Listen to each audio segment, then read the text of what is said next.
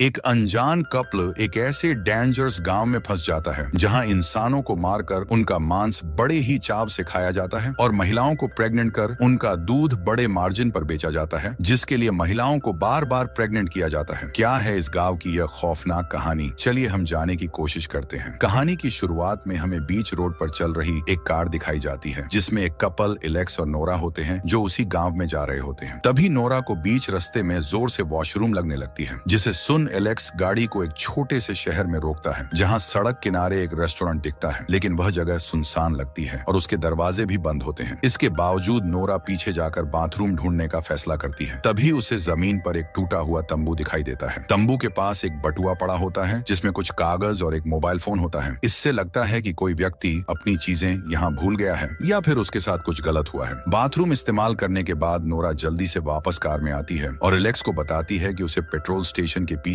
एक अजीब तंबू मिला था, लेकिन एलेक्स इस बात को ज्यादा गंभीरता से नहीं लेता और कहता है कि शायद वह बस फेंका हुआ किसी का सामान रहा होगा। लेकिन नोरा को शक है कि वहां कुछ गड़बड़ हुई है। फिर थोड़ी दूर जाने के बाद उनकी कार का पेट्रोल खत्म होने लगता है और अब उन्हें जल्दी से कोई पेट्रोल पंप ढूंढना जरूरी हो जाता है। तभी रास्ते में वे देखते हैं कि एक महिला अपनी कार लेकर सड़क के बीच में खड़ी है। वह बताती है कि उसकी कार की बैटरी में कुछ दिक्कत है, जिसे सुन एलेक्स तुरंत उसकी मदद करने के लिए तैयार हो जाता है। उसी समय नोरा उस महिला से बात करने की कोशिश करती है ताकि माहौल थोड़ा सहज हो जाए, लेकिन यह महिला तब हैरान हो जाती है जब उसे पता चलता है कि नोरा ने शादी की अंगूठी नहीं पहनी है। वह नोरा से अजीब अजीब सवाल करने लगती है, जैसे कि उन्होंने अभी तक शादी क्यों नहीं की। फिर वह नोरा पर आरोप लगाती है कि वह रिश्ते में गंभीर नहीं है, जबकि एलेक्स शायद ज्यादा गंभीर है। इससे नोरा असहज महसूस करती है और एलेक्स से कहती है कि अब हमें यहाँ से चलना चाहिए और अपनी यात्रा जारी रखनी चाहिए। जब वे दोबारा सड़क पर होते हैं तो नोरा और एलेक्स के बीच बहस हो जाती है। नोरा कहती है कि उन्हें उस महिला की मदद के लिए रुकना ही नहीं चाहिए था। तभी उनकी बातचीत रुक जाती है क्योंकि उन्हें एक छोटा सा रेस्टोरेंट दिखाई देता है और वे वहां रुकने का फैसला करते हैं। तभी अंदर जाकर वे सिर्फ कॉफी और पानी मंगवाते हैं, लेकिन वेट्रेस जोर देकर कहती है कि वे बर्गर और फ्राइज भी जरूर खाएं, जिसे सुन दोनों मान जाते हैं। जब वे खाना खा रहे होते हैं तब एलेक्स देखता है कि एक अजीब सा आदमी काउंटर के पास बैठा है और टीवी की तरफ ध्यान से देख रहा है, लेकिन समस्या यह है कि टीवी बंद है। फिर भी वह आदमी ऐसे देख रहा है जैसे वह उसमें कुछ देख रहा हो। तभी नोरा भी ये नोटिस करती है, लेकिन वह कहती है कि अब हमें बिल चुकाकर निकल जाना चाहिए। फिर नोरा एलेक्स को बिल देने के लिए छोड़ देती है और खुद कार की तरफ चली जाती है, लेकिन जब वह उस आदमी के पास से गुजरती है तो वह अचानक उसकी ओर मुड़ता है और धीरे से कहता है कि तुम दोनों यहाँ सुरक्षित नहीं हो। नोरा ये सुनकर डर जाती है। तभी एलेक्स उससे पूछता है कि क्या हुआ, लेकिन नोरा बात को टाल देती है और कहती है कि जल्दी से कार में बैठो और आगे बढ़ो। एलेक्स नोटिस करता है कि नोरा डर गई है, लेकिन वह कुछ नहीं कहती और चाहती है कि वे कोई शांत जगह